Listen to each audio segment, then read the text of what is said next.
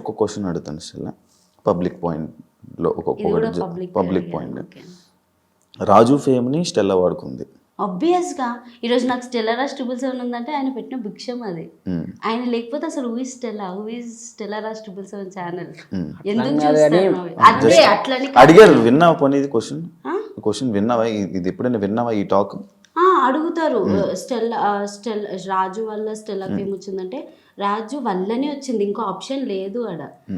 ఆయన భార్యగా ఆయన గర్ల్ ఫ్రెండ్ లాగానే నేను ఒక ఛానల్ నాకు హిట్ అయింది అంటే ఇట్స్ ఆల్ అబౌట్ హిమ్.